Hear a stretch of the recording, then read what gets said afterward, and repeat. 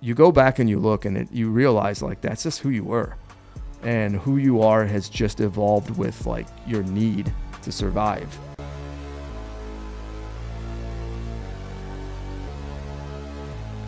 I got asked the other day by a friend, how did you become an entrepreneur? Entrepreneur, right? Everybody likes to use that word. Business owner, entrepreneur, sole proprietor, whatever you want to call it. It goes back a long time. So to start, we own a company called Red White Blue Apparel. We've got a fulfillment company that manages our brands. We are purchasing a couple brands right now that we'll talk about down the road. We've got a hat company that makes American-made hats, and we also own properties and buildings that all of our stuff operates on. So how do we get there? I go back to I was like 10 years old, and I remember nobody told me to go out and start snowblowing driveways or mowing lawns in the summer. I just sort of did it. It just was second nature. I went out, and I remember shoveling driveways, and I got a couple bucks for doing so when I was 10, 12, whatever it was, 13 years old. I can't remember, it was so long ago. I'm 44 now. And I remember doing the work, realizing how back-breaking it was in the late 80s when we used to get a lot of snow here in Cleveland, Ohio, to shovel 15 inches of wet snow. And I thought to myself, wow, a snowblower would make life a lot easier. And I went out, I found a snowblower in the garbage around the corner from my house, brought it home. Me and my dad fixed it up. We used that for a year. I made some money. And, you know, when you're 13, 14 years old, it's like $500 maybe you made all winter. And I took that money and we went and we bought a 2-stage Arian snowblower at a used shop down the road the year later. And we fixed that up, and my dad today, actually as of last year, threw that away. So for the next 2 decades, I used that snowblower, and maybe not 2 decades, maybe like 12 years, whatever it is. As a kid, before I started actually working, getting a car and things like that, I used that snowblower. I had probably 10 or 15 customers, and I went up and down the streets every time it snowed. First thing in the morning, I started clearing driveways, making 10, 20 bucks a pop. And then that translated to summer where we had lawnmowers, and I was doing people's grass and leaves and weeding and doing all kinds of work for people around the neighborhood. And it got to a point where everybody knew to call me. And that was kind of how the business mindset started. I never considered, and nor could I get a job because I was a kid, but I never thought about that. I just thought about, how do I do more yards? How do I make this so I have more time to do yards? Or do you work with somebody else? Sort of partnered with another kid down the street where he had his section of yards, I had my section of yards. And we didn't look at it as like a business partnership where we're both profiting from that. We just looked at it as like, if we do all these, then we're keeping all the other kids from stepping into our this is our block, right? That was our mentality. If we work together and we do all the yards and all the driveways, and all these other kids in the neighborhood aren't going to encroach in our territory.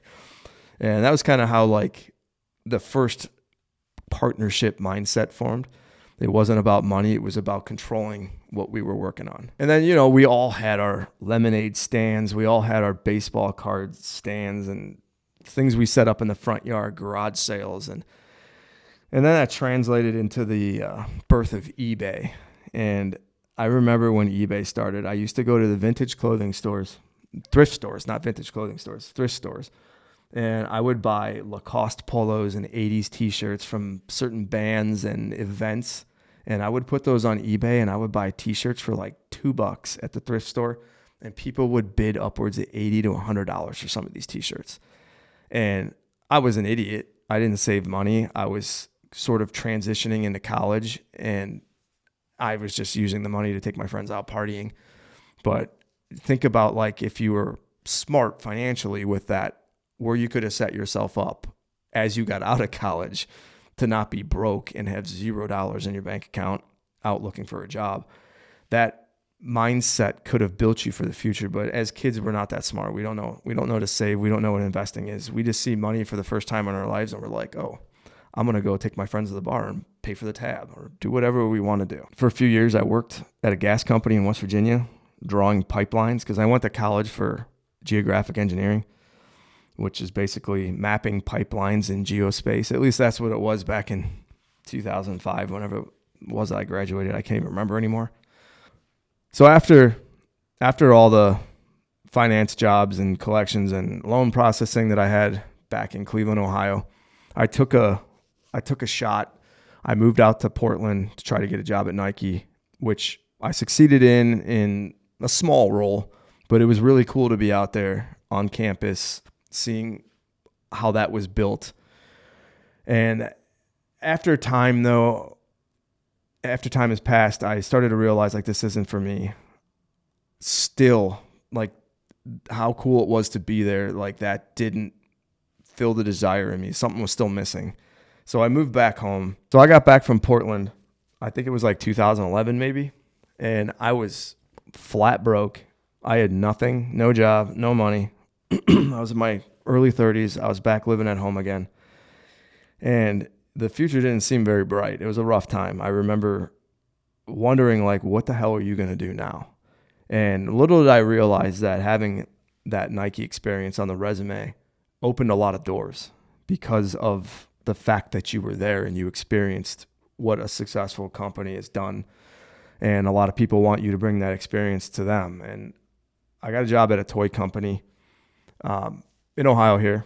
And my role was basically, here's your lines, and we want you to build your lines and create new products for seasonal launches over the coming years. And it was kind of like having my own business within their brand. And I was able to sort of use my market research, the creativity that sometimes exists in my head, to come up with new products, launch them from scratch, working with designers to come up with how they look and make sure that it carries the features and the costs work and the profit margins work, and going with engineers to make them happen, actually make them happen, and making sure that they pass safety protocols, and to the point where we're actually sitting down with Target, Toys R Us, Walmart, and talking about why we made the toys and convincing them that you need to put these on your shelves, and actually watching them go on the shelves and be able to walk in the stores in the spring of whatever year it was, 2013, 2012, and seeing this wagon that you made sitting on the shelf in Target. And it was just a cool experience to see something start from a thought and end in an actual product on a shelf. And that sort of reminded me of what I kind of desired inside, was to have your own thing and to work on your own thing and build your own thing. And within that time frame, we started Red, White, Blue Apparel. I was sitting on my couch one night and started this brand that was a patriotic brand, sort of revolved around me being upset about an election. And I started putting thoughts on t-shirts, and that sort of started growing over time. So with Red, White, Blue, we started seeing spikes in sales, and we started understanding the dynamics of summer season and holiday season and product launches and social media and email marketing. We started seeing some of this. And I say we, I mean basically me. It was me working on this all night while I went to work all day. And as I started doing this, I started seeing the business growing. We went from being in an attic in Ohio City, which is a neighborhood outside of downtown Cleveland, to an entire bedroom in one of our homes after we got married and bought a house, my wife and I, to fulfillment centers that now pack our orders because there's no room in our house. It grew year over year. We saw tremendous growth because we kept focusing on it. And there were a lot of ups and downs, but if you look at the trajectory overall, the effort put in was shown through growth in sales and orders and volume. And one of the things I really noticed as Red, White, Blue started growing is the more I saw success on my own thing, the less I started giving a shit about my jobs.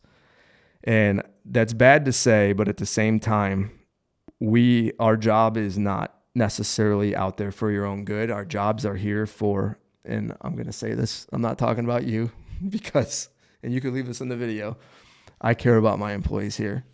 I'm talking about corporates, America, because you're sitting there filming this and you're probably like, oh, that's good to hear. No, jobs don't give a shit. Corporate jobs don't give a shit about people. And I learned that a lot because I started losing them. And the reason I started losing them was because I was focusing on my company. That's what I cared about. And when you see growth about your own with your own company, you start to care less about making somebody else successful. You start to see yourself growing and you think, wow, I can actually create what I'm working for myself. And what I noticed was that I started to become an employee that was literally there just for a paycheck and health insurance to get us by until I could finally say, I'm cutting the ties and I am on my own. And for us here at Red, White, Blue, we're small and we do care about our employees and we want to take care of them. So you're not just a number here. All right. So we got to a point where like, I can't possibly pack orders or design shirts or do email marketing, social, all the different stuff that I was doing. I can't possibly do all this and go to work all day. So there was finally a chopping block where I got cut by another job because the place wasn't doing well and the division that they hired me for was just, it never amounted to anything. And, you've got bosses that live in Chicago and you got employees that live in Cleveland, and that's never going to work. And I got cut, and that was the end. I was done.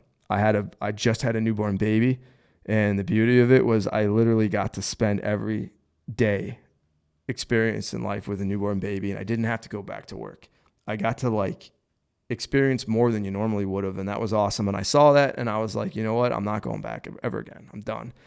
And we just went hard, Red, White, Blue. That's all it was. And it turned into hiring somebody to help with our books and keeping things in order financially, finding an accountant.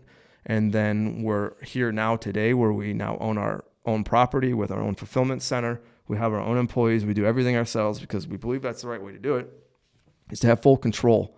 So if there is anybody to blame for anything, we blame ourselves because we have full control over everything that we do. So owning this company, I sometimes sit here and wonder, was it luck that got to this point? I mean, there's a lot more that we want to do. There's more places we want to go and things we want to build as a company. We want to be more significant in the world. But at the same time, I sit and wonder, did we get here? Are we lucky to have gotten where we are? How did this happen? But you then go and you look back at the history and you look at yourself as a kid, snowblowing, cutting grass, trying to sell baseball cards, doing lemonade stands, doing garage sales. My friend and I tried to open a bike shop in his garage and fix people's bikes to make $10 here and there. You go back and you look and you realize that's just who you were. And who you are has just evolved with your need to survive and the scale that it takes to go off on your own and support a household, support kids, support a family, pay for a house, break food on it. That scale started once as buying a video game that you wanted and you had to earn it, to now it's your life. It supports your life. And to the point now for us where it supports the lives of a lot of other people who invest themselves in this business. So luck, I would say no. It is just who you were as a person. It's your mentality. And you can look back on yourself as a kid and see the things you did. And you could probably look right now and say, you know what, I was probably destined to be an entrepreneur. I'm destined to own my own business. And it's just a sign looking back through the years. At the end of the day, when you look back, you see that the history that you have as a kid and through your younger years, you're wired for business, owning your own company, being an entrepreneur. It's evident when you look back. You just never see it looking forward. You can never predict it. You just have to take a minute and reflect, and you can see that's where it all came from.